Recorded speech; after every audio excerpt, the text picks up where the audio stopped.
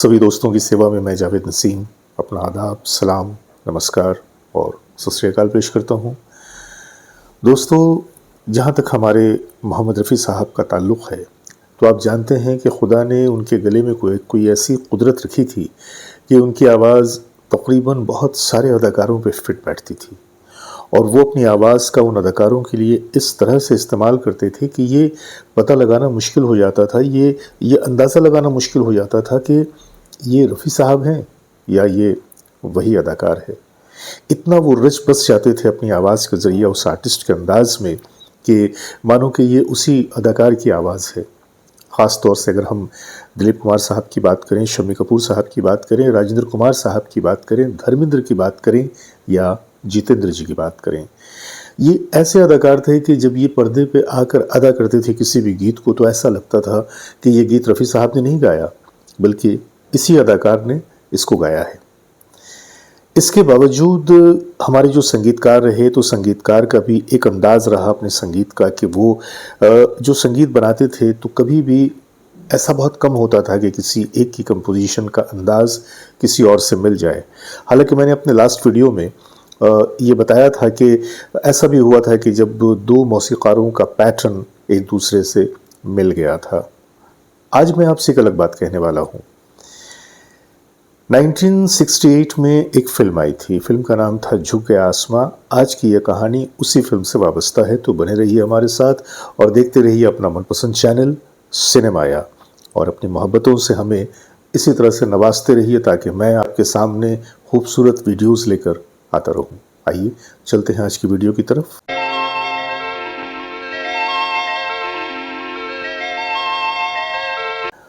दोस्तों, झुक गया आसमान 1968 की फिल्म थी, जैसा कि मैंने आपको बताया। इसके डायरेक्टर थे लेख टंडन जी। जी हाँ, रवीना टंडन के दादाजी। अपने ज़माने के बड़े ही मशहूर डायरेक्टर थे वो, और उन्होंने अपने ज़माने में बड़ी खूबसूरत रोमांटिक फिल्में बनाई। लेख टंडन जी की इस फिल्म में झुक गया आसमान, हीरो थे राजेंद्र कुमार और उनके साथ हीरोइन थी खूबसूरत तरीन अदाकारा सायरा बानो जी। फिल्म में और भी दूसरे अदाकार थे, जिनमें विलेन तो थे प्रेम चोपड़ा साहब। इस फिल्म में 3 गीतकार थे, हसरत जयपुरी, शैलेंद्र और एस.एच. बिहारी साहब। संगीत दिया था शंकर जयकिशन जी ने। ये वो दौर था कि जब शंकर जयकिशन जी को कहा जाता था कि वो एक म्यूज़िक मशीन है। उन्होंने अपना एक ऑफिस बना रखा था जहाँ पे वो तरह तरह के म्यूज़िक एक बाकायदा एल्बम की शक्ल में रखते थे, और सूरत हाल ये थी कि जब भी किसी म्यूज़िक के लिए डायरेक्टर को या प्रोड्यूसर को किसी ख़ास तरह के गाने की ज़रूरत होती थी, तो वो सीधा वहाँ जाता और जाने के बाद उनके सामने वो लिस्ट रख दी जाती कि भाई देखिए, ये हमारे तैयार किए हुए गाने हैं, इनमें से कौन सा गाना आपके रिक्वायरमेंट पे पूरा उतरता है और आप इससे अपनी फिल्म का हिस्सा बनाना चाहते हैं। और यही वो वजह थी कि उस ज़माने में ऐसा भी हुआ कि एक ही फिल्म में कई कई गीतकार, ये जो गीतकार थे ये उस वक्त फिल्म के लिए साइन नहीं किए गए थे, बल्कि इनके गीतों को पहले से रिकॉर्ड कर लिया गया था और उसे म्यूज़िक बैंक में डाल दिया गया था, music bank of Shankar Jaikishan ji. तो ये जो म्यूज़िक मशीन जोड़ी थी, ये तरह तरह के संगीत कंपोज करती थी, उससे रिकॉर्ड करती थी और अपने म्यूज़िक बैंक में रख लिया करती थी, और फिर रिक्वायरमेंट के हिसाब से लोग आते थे, प्रोड्यूसर डायरेक्टर, और अपनी अपनी पसंद की चीज़ें ले जाया करते थे। अक्सर व बेशतर ऐसा हुआ। मैं ये नहीं कह रहा कि हमेशा ऐसा हुआ, लेकिन ये वो दौर था कि जब शंकर जयकिशन एक बड़े ही उरूज पे थे और उनके साथ कंपोजिशन की उनकी भरमार थी। किसी भी तरह की कंपोजिशन का मामला हो तो जहन में एक ही नाम आता था, शंकर जयकिशन जी।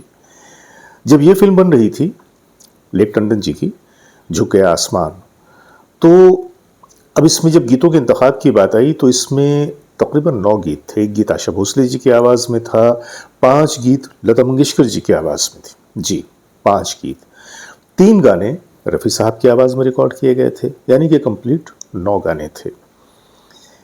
तमाम के तमाम गाने तो रिकॉर्ड हुए या चुन लिए गए, ये अलग सी कहानी है, लेकिन उस फिल्म में जो गाना था, कौन है जो सपनों में आया, कौन है जो दिल में समाया, आप जानते हैं कि ये जो धुन थी ये एल्विस प्रेस्ली की मार्गरिटा से इंस्पायर्ड की गई थी।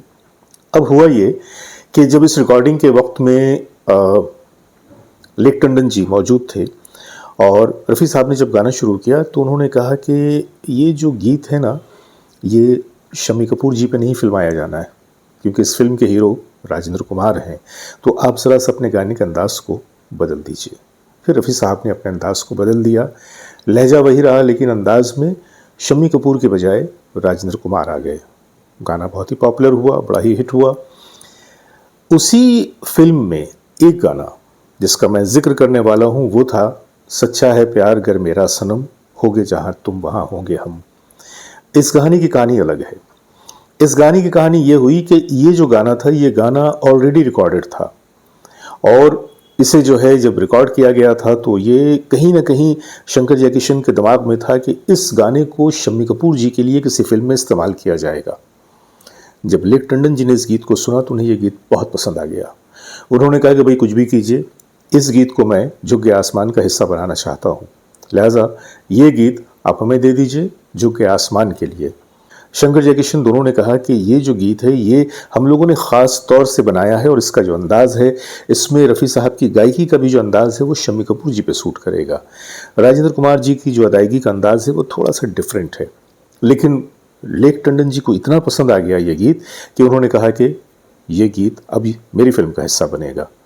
खैर, अब जब डायरेक्टर साहब ने ही पसंद कर लिया तो इसके आगे तो कोई बात ही नहीं थी, लिहाजा इस फिल्म को झुक गया आसमान का हिस्सा बनाया गया और इसे पिक्चराइज किया गया फिल्म के हीरो राजेंद्र कुमार जी पे। आपने अक्सर व बेशतर देखा होगा कि राजेंद्र कुमार जी के लिए रफ़ी साहब की आवाज़ का लहजा अलग होता था, उनका अंदाज़ अलग होता था।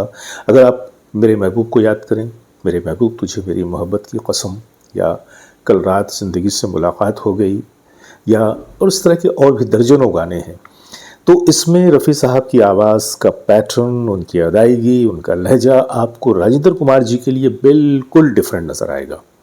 आप सुनकर ये गाने कह सकते हैं कि इस गीत को तो शायद राजेंद्र जी पे ही फिल्माया गया होगा, क्योंकि ये रफ़ी साहब का ख़ास अंदाज़ था कि जब किसी अदाकार के लिए गाते थे तो इस तरह से उसके अंदाज़ में रच बस जाते थे कि मानो ये उसी अदाकार की आवाज़ है। लेकिन यहाँ तो कहानी दूसरी हो गई कि ये गाना तो ऑलरेडी रिकॉर्डेड था और इस गाने को जो रिकॉर्ड किया गया था तो रफ़ी साहब ने इसे शम्मी कपूर साहब के स्टाइल में ही गाया था। अभी और बात कि लेक टंडन जी को ये गाना पसंद आ गया था। बहरकैफ इस गीत के दो वर्जन थे, एक सैड वर्जन था, एक हैप्पी वर्जन था। राजेंद्र जी पे इस गीत को फिल्माया तो गया, उसमें प्रिया प्रिया का टुकड़ा डाला भी गया, लेकिन अगर आप इस गीत को सुनेंगे तो आपको ऐसा लगेगा कि कहीं ना कहीं जहन के पिछले दरवाजे से आपके दिमाग में शम्मी कपूर घुस आएंगे। आपको लगेगा शायद ये गीत तो शम्मी कपूर साहब पे फिल्माया गया था, जबकि ऐसा नहीं हुआ था। मैं अपनी इसी बात को थोड़ा सा सपोर्ट देने के लिए मैं आपके सामने इसी गीत का एक छोटा सा टुकड़ा थोड़ा सा मर्ज करके मैं सुना रहा हूँ कि जिसमें आप देखेंगे कि शम्मी कपूर साहब जब इस गीत को अदा कर रहे हैं तो ऐसा लगता है कि शायद ये गीत इनके लिए ही बना था। थोड़ी सी गुस्ताखी तो मैंने की है क्योंकि ये गाना तो फिल्म झुक गया आसमान का था, मैं उसकी भी झलक आपको दिखा रहा हूँ। बाद में मैं आपको ये झलक भी दिखा रहा हूँ कि जब शम्मी जी पे मैंने थोड़ा सा उसे मर्ज करके इस गाने को पेश किया है, महज ये बताने के लिए कि राजेंद्र जी पे तो जो गाना सूट किया वो तो अपनी जगह पर है, लेकिन शम्मी जी के ऊपर ये गाना कुछ अलग ही लग रहा है। बहरकैफ दोनों ही अपने ज़माने के सुपरस्टार थे, दोनों के दम से ही फिल्में बिकती थीं।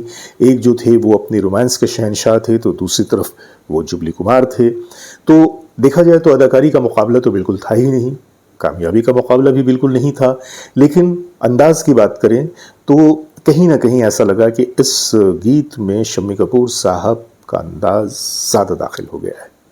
आइए देखते हैं इस टुकड़े को। चाहे घर प्यार मेरा सनम,